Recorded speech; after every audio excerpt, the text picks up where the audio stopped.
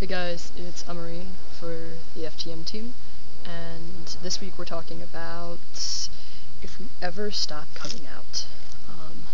First of all, I'll talk about my hair again. If you go to my personal channel, I talk about my hair a lot. I'm really not that vain. It's my hair.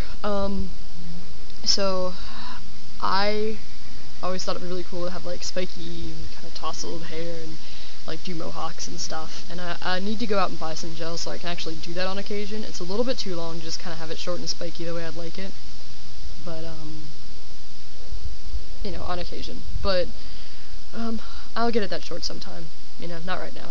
I like it like this right now. But even with the wax that I have, they gave me like some super strong wax. It's supposed to look all natural.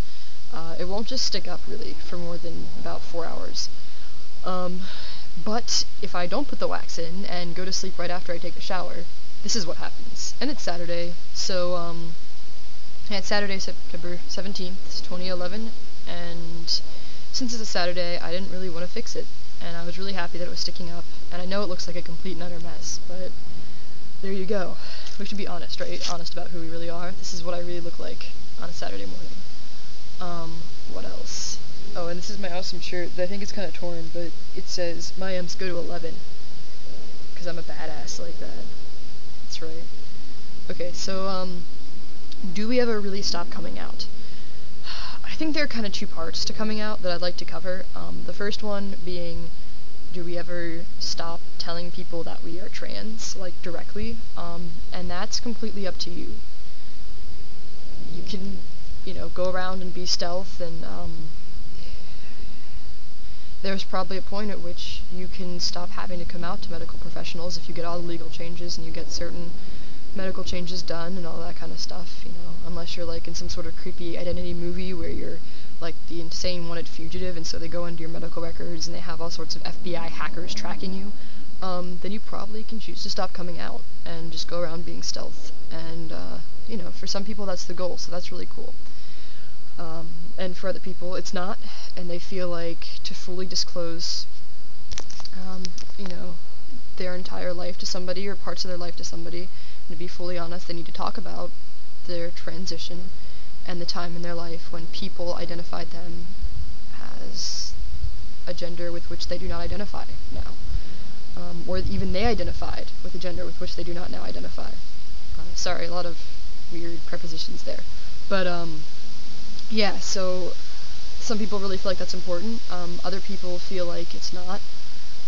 I don't know, for me, I think, you know, at this point in my life, it's something that, because it's a, you know, journey, and I think really a, you know, neat part of your life, it's something that I might want to disclose to some people, if I knew they'd be understanding and everything, but I don't think of ever, because of how I identify, I think I could be friends with somebody and talk to them about my childhood and, you know, use male pronouns and all this different stuff, and still be being honest with them, you know, talking about who I was then. I'm not a different person now, so it's to me, and I never really truly identified as female, so, on the inside, so that wouldn't really, you know, I wouldn't really need to come out, but, you know, I might, we'll see.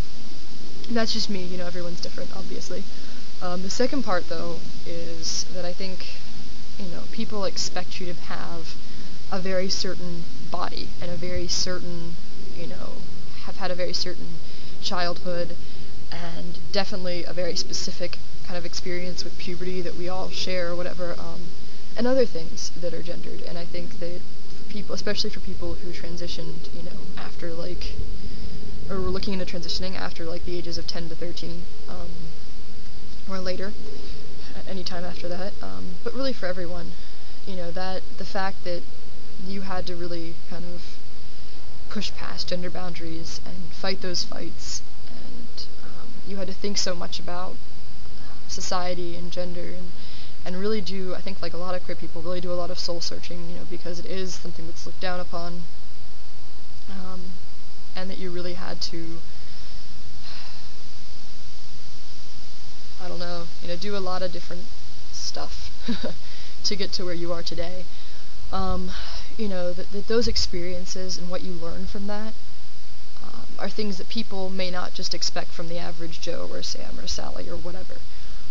So as you share those life experiences, people get to know you, and you just talk about your perspectives, and even if you don't tell them that you're specifically trans, I think what you learn from that process is something that you do end up sharing throughout the rest of your life. So in a way, you do never really stop coming out. I mean, if people talk about coming out, in the LGBTQ community at all, it's letting people know something that, because of a hetero or cis-normative society, they wouldn't have necessarily thought about you, unless they're making really stereotypical assumptions or whatever. But it's letting them know part of your identity that might be hidden. And there's usually danger and risk involved in all that. So I think that, in a sense, we never stop coming out.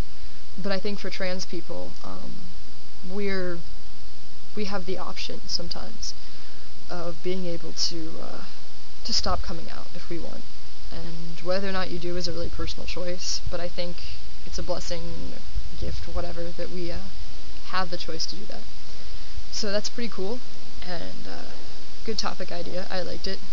I'm going to have to go back and look at what everyone else said, because I didn't yet, because I'm really busy.